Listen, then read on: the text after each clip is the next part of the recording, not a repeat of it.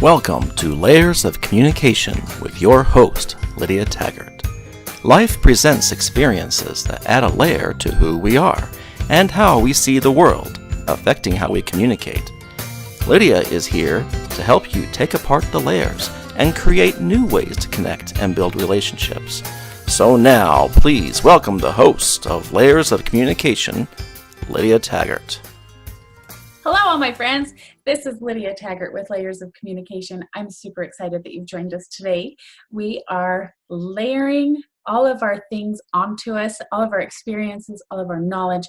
And today, and on our show every time, we talk about those layers and figure out how to get through them. What can we do? What's one easy thing that we can do this week, even just today, something we can do right now to improve our relationships, get through those layers. What's something we can do to improve how we interact with people and make our lives and everyone else around us have a better life too. So, welcome to Layers of Communication. Today, our topic is money and our relationship with money, how our relationship with money influences those other relationships that are around us, and what we can do to improve our relationship with money so that it's not interfering with or repelling people. Because believe it or not, sometimes that happens. It sounds really weird, but I'll tell you a story. First, I want to answer a question that has come up. Last time I was talking about the earrings and the headphones, and why do we wear the headphones? So I'll tell you.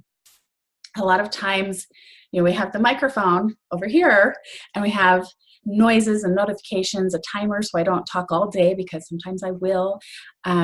Those sounds go into the headphones so I can hear when whatever happens, and it doesn't get picked up on the microphone, so it doesn't interfere with your ability to listen to the stories and get your great content and ready to go.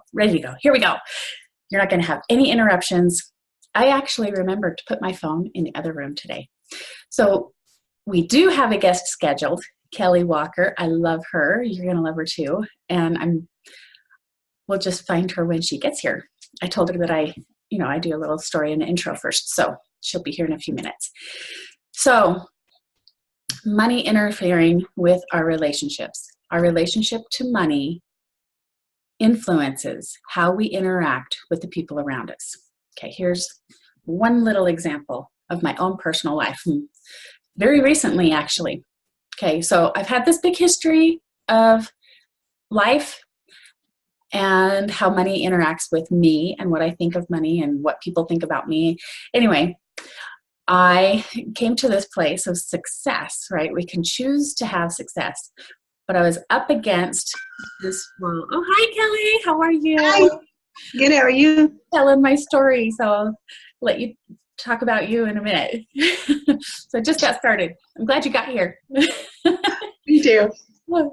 So when we get to success, we have a choice of we're going to go for it or not. And it's really weird, but a lot of people, myself included, had this fear and phobia of success. But what it really tied down to was money and my relationship with money. Because if I'm successful, that means I will have money, and that will influence the relationships that I have. And everybody that I knew at the time, nobody had any money. Everybody's hoping that they can make it from paycheck to paycheck. And what if I wasn't in that group of people? What if I decided to go be somewhere else, successful and have money? Would I have to go take care of everybody? And then I'd have to be so successful? Or what?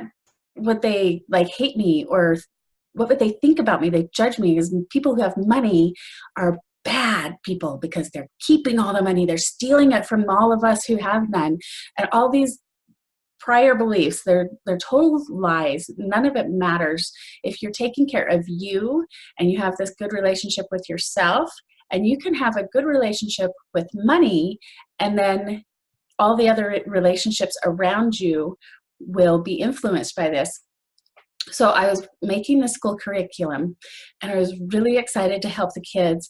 But I had this success issue that if I actually sold my curriculum to a school, then they might pay me for it. oh no, they might pay me for it. I might have money. Oh no. And so it was like keeping me from being able to serve and help other people because of this money belief that I had. And, it took a dream one night that I dreamed that my curriculum got out to the schools, and there was a little girl in one of the classes. Oh, it's going to tear me up because it was a powerful dream for me. There's this little girl in one of the classes who was being abused in her home. Excuse me. And she took the lesson that I gave in the curriculum, and she went home and made a change that changed her entire family. And I woke up going, holy cow, I have to be successful. I have to be okay if they're going to pay me for this. That kind of impact, if you're afraid of being successful because it will make you not able to serve people, or you're going to be a bad person if you get money, it sounds so crazy, but it's different. It's not like that. Money helps us be better. And so take that little nugget to heart there. I want to introduce you to Kelly Walker. I love her. She's so awesome. She is the queen of manifesting.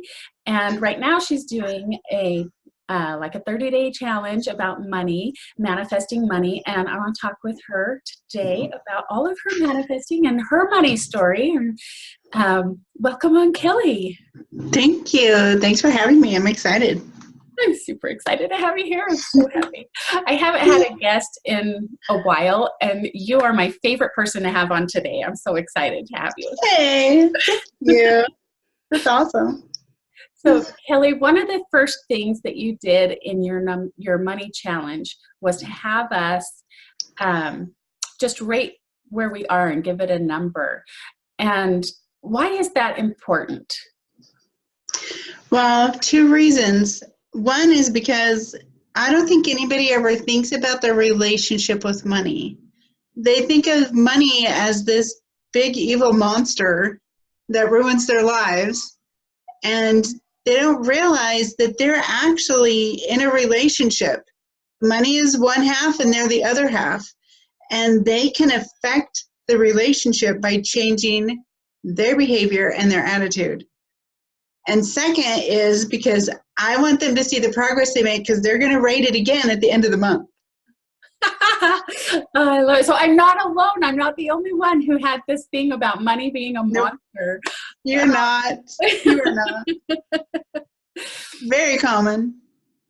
Isn't that crazy? And I find that we have ourselves in this loop, and it's with all relationships too. If you can think about your relationship with your family or coworkers, where I'm going to do something awesome. Oh no, they might like it. Oh no, they might not like it. And so we don't do it because of whichever one. It might be good or it might be bad, but we don't know.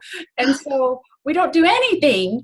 And the relationship person was like, oh, they're not paying attention to me. They must not care. But we're over here going, I care. And then it kind of passes by.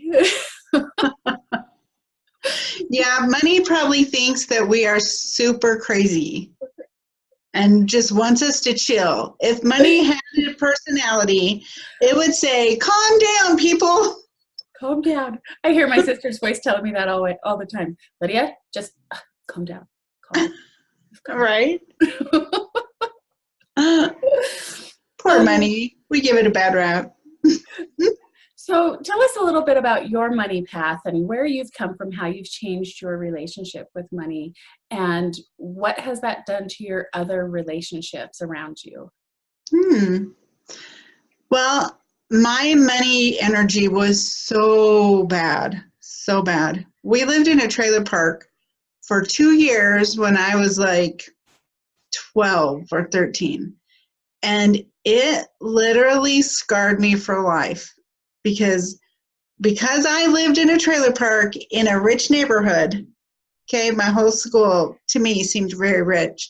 The lake was in my school district, and so all the kids that lived on the lake were in the same high school with me, and it was damaging. I felt like I was the scum of the earth because I was the poor kid at school. And so the limiting beliefs that spawned, whew, they were bad. And I've been working on them for 2 years now, and I do money belief breakthroughs all the time.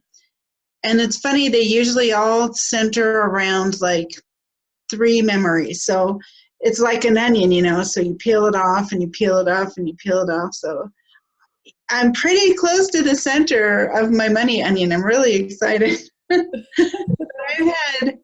It's amazing how you can come up with money for something that you want when you take the negative emotion out of it, you take the fear out of it, and you just say, okay, how can I make this happen? I know it's possible.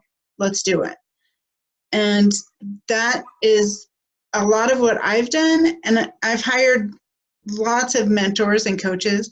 I have spent thousands of my husband's money because I don't have a job anymore. I got fired 2 years ago, and that's when my whole journey started, because that was rock bottom, and then, I came back up. But I don't know how we pay it. We have been able to pay it all. And logically, there's no way. Mathematically, there's no way. But we have been able to pay for all of it. So I know that if you make it a priority and you jump, you sign that contract, you make that commitment, if you can let go of the fear, the money will show up. It's kind of amazing. Yeah, fear's a stopper in everything. Fear's so bad. So this is reminding me about my personal relationships, like with my husband or my kids. When we had our quadruplets coming, I was like, okay, well, I guess this is what we're doing. And just accepting it instead of being, oh, no, what are we going to do? And, it's worked out just great so far. Good. And my husband, this is where my money journey I first recognized I had a money journey. When we first got married, he was kind of like quiet and in the background, and that was okay because I was busy trying to get flowers ordered or whatever, and yeah. And he says, like a couple days before the wedding, he says, by the way, we're going to be able to take a longer honeymoon. I was like, oh, great. That's great. Moving on. And so on our way down to the honeymoon, I said, so how did you arrange this to have extra time off and we get to have an extra long honeymoon? We were going to stay at his dad's cabin, and so it was free. And I was like, but how did you get time off from work and stuff? He said, well, I got fired. I was like, oh, okay. We were moving to a different state, and I didn't have a job, and he didn't have a job, and I was like, well, let's have a honeymoon, I guess. So that's where my money story began. That's a fun beginning. Yeah. And now we've been married almost 23 years, and everything works out because we take that fear away, like you say, just, okay, this is the situation. What are we going to do about it? Yeah, exactly. If you focus on making it work instead of focusing on, oh my gosh, this can't possibly work, then you make it work. Yeah. It's all of what you focus on. It's and what magic. you focus on, what you look for, you will find. Exactly. For one of my clients yesterday was saying that he's got an issue with his son not being friends with the people in the neighborhood, and he wants to move. And he says, I need evidence that there's a real problem. I don't want to just hear it from my son. I need to see it. And I said, well, what good would that do? If you see evidence that it's bad, then that's what you're going to find. And we just, okay. And so he was able to turn around and see a different point of view, which is great. He was like, you're right. That's his story. And I can have a story that the kids are okay. And everybody's nice. And, but this money relationship, is there too with parent to child, where are you giving allowance? Do they have to earn allowance, or is it just a gift? And this whole entitlement mindset has been a thing, and especially with, I see a generational, like the older people and the millennials, where we just see things so differently. Yeah. What do you think about that in relation to money relationships? I think that I think allowance is a good thing, and our son gets allowance, and we used to be like just totally terrible at tracking it. So like we would tell him how much he had, or we'd give him cash. When we'd give him cash, he'd lose it. And so if we just kept track, we'd all forget when he would spend something. So we actually got him a debit card and a bank account, and his allowance is an automatic transfer every time we get paid. So we taught him how to log in to the account, check his money, see how much he has, see how much he spent, and it has been amazing. This kid, his relationship with money has totally changed, and we've been doing this about 6 months now. And I know that he used to feel super powerless with money. Like, are my parents going to remember? Are they going to remember what I spent? Am I going to lose my money? You know, he just felt totally powerless. And now he's got a debit card. He feels really important. And he ordered himself a pizza for dinner last night. He went online and ordered himself a pizza. It's so cute. But he totally gets it. And he saved up for these $100 pair of shoes he's been wanting, and he ordered them himself online for Christmas with his Christmas money. And I think it's really important that your children have no scarcity involved in their money relationship. And so if you teach them, you know, where it comes from, when it's coming, what happens when you overdraft, which he has learned. What happens when you think you cancel a subscription to something and they don't get the email and they charge you anyway? So he's got to deal with customer service, and it's just amazing. He is so much more advanced with money than I was when I was 13. I knew nothing about money at all. And he's just clicking. He just gets it, and it's awesome. This is empowering. And yes, I think really, really right on with this, that when we're in a scarcity mindset, we feel powerless. And yes. It just, I imagine like we're shriveling up and we can't do anything when we're powerless.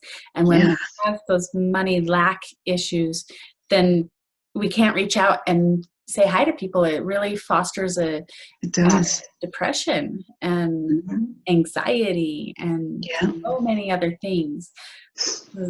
Now, here's the next question. Okay. Queen of manifesting. The queen of manifesting.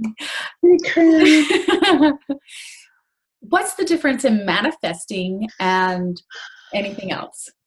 What's the power here? Okay, so here's how I like to explain it. To manifest something is basically to hit print on your beliefs. So everybody manifests every single day.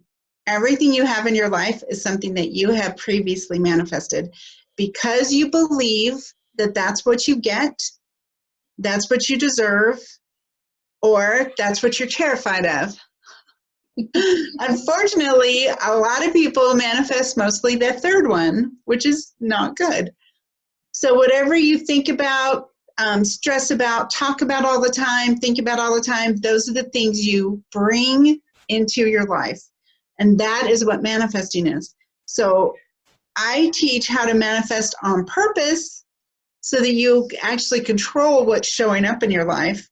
And it's basically goal setting, but with daily mindfulness, you know, like my manifesto. If you read, well, you know, there's like really specific rules to writing a manifesto. But then once you've got it, you read it every day, and it gives you the focus and it makes you say the right words so that your subconscious hears you claiming these new things. And so it's like, well, okay, I guess that's what we do now. And those are the things you start bringing into your life. So it's really like goal setting, either accidentally or on purpose. So I'm hoping I can get everybody I know to start doing it on purpose. That's awesome. Yeah, and I see it as you read this every day, right? Declarations, affirmations, all these different ways of speaking to yourself, and you repeat it often enough that it gets past the reticular activating system and into our subconscious, so that we can actually believe it enough to take action on it. Right. So one of the things that I've heard is, oh, manifesting, well, you just sit there and think about it. That's not going to happen. But there's so much action involved in making it happen. It's like faith. You believe it, but faith, you know their, what is it? You know their faith, or what is it? I'm saying it wrong. Your actions show how much faith you have. Yes. Right? Mm-hmm. So if you have that faith in yourself and your manifesto enough, then it has some really powerful actions with it too. You know what I like to compare it to? Fishing. Fishing. So you've got your fishing line with your hook and your bobber, and you cast it out, and it goes out into the lake somewhere. That fishing line is the force of your desire of something. So when you want something, when you desire something a lot, then you create an attachment to that thing, like an energetic attachment. And if you want it long enough and hard enough, your name gets put on it. It gets set aside for you. So that's when the fish bites the hook. Okay, so the thing you want is the fish. So you leave it out there long enough and you believe strong enough that fish is going to bite the hook. But that fish is not going to carry itself to your boat. It's not going to reel itself in. So the second part is expectation, which leads to action. So you've got to reel that thing in or you're never getting it. It'll be out there with your name on it waiting for you to take action. So it's not just wishful thinking. You have to take action or it just sits out there in the lake with a hook in its mouth forever. I love that. And my grandma, when she was still alive, she would put names on things. And one day I went, oh, I like that. She picks it up and goes, nope, sorry, it's got someone else's name on it. You can't have it. And when she was getting to the end of her life, she would just put names on everything. That's hilarious. Oh, man. That's a real thing. You can ask for something and that's very cute. Yeah. Totally. Sorry, that's off topic a little bit, but that's a relationship, right? Right, totally. So, Kelly, what is one thing that we can do today, one little easy, super easy thing that we can do today to jumpstart our manifestation in our relationship with money and fixing these relationships that are influenced by our relationship with money? What's one little thing we can do? One little thing to fix your money relationship?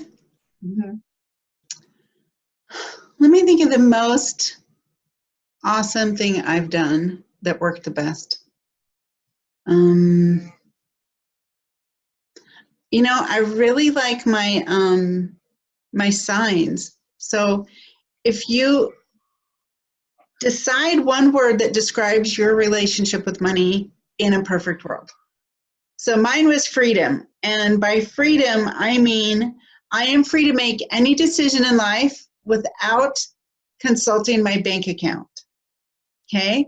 So I'm free from money being a factor in my decisions.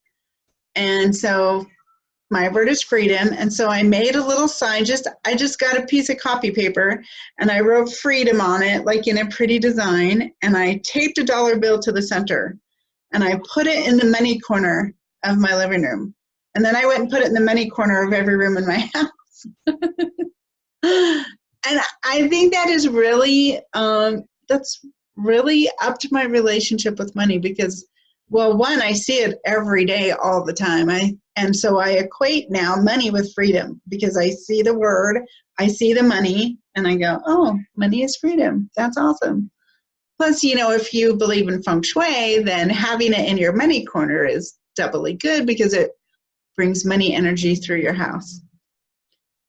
That's awesome. It's such a simple, easy thing that we can do. Super easy. How do you decide what your word is? I think about the feelings that I want as a result of having money.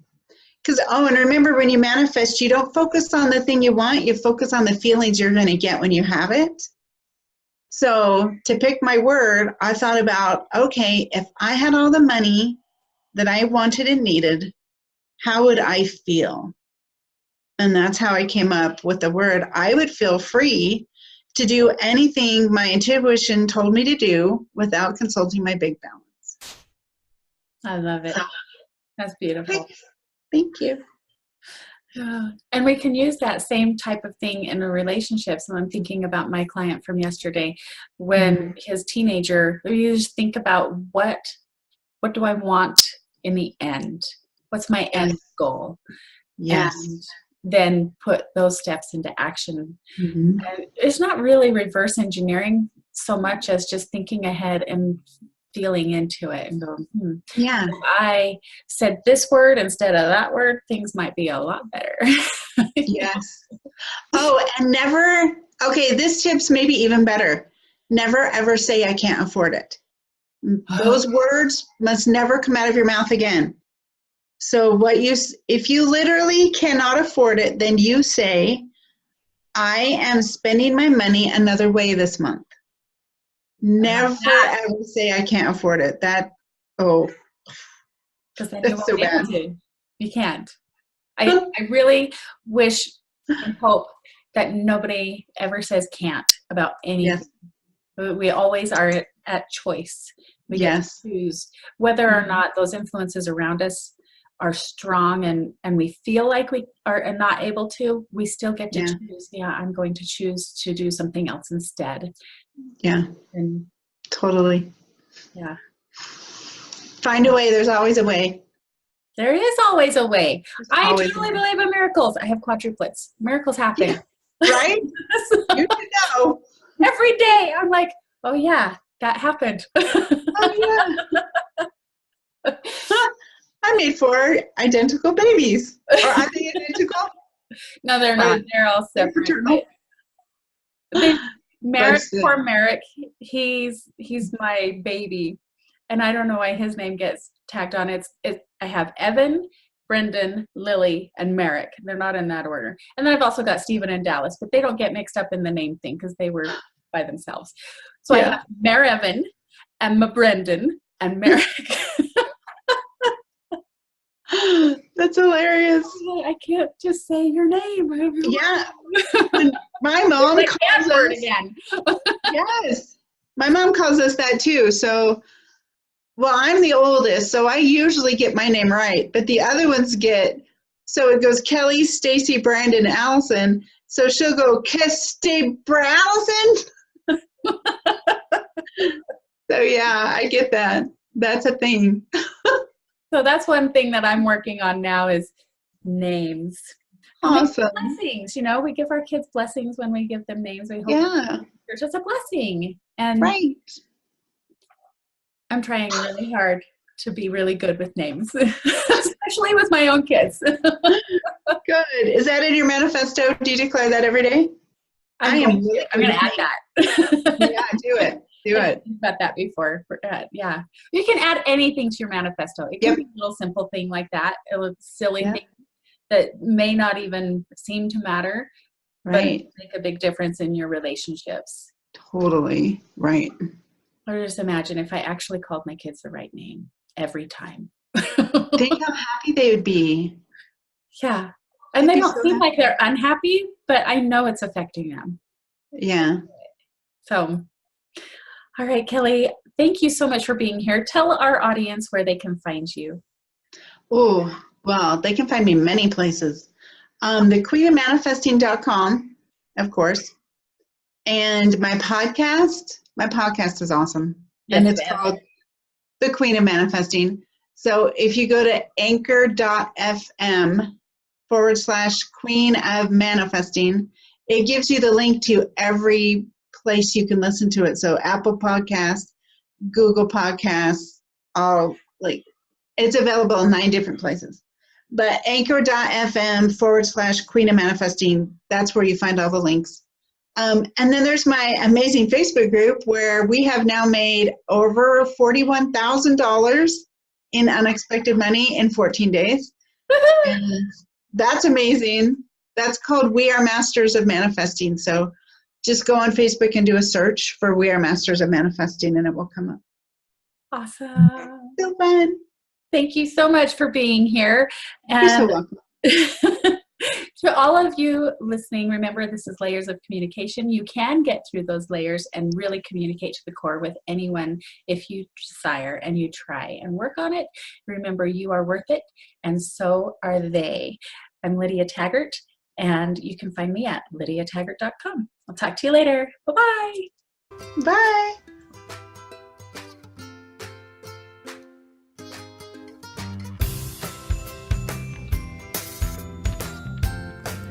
You've been listening to Layers of Communication with your host, Lydia Taggart.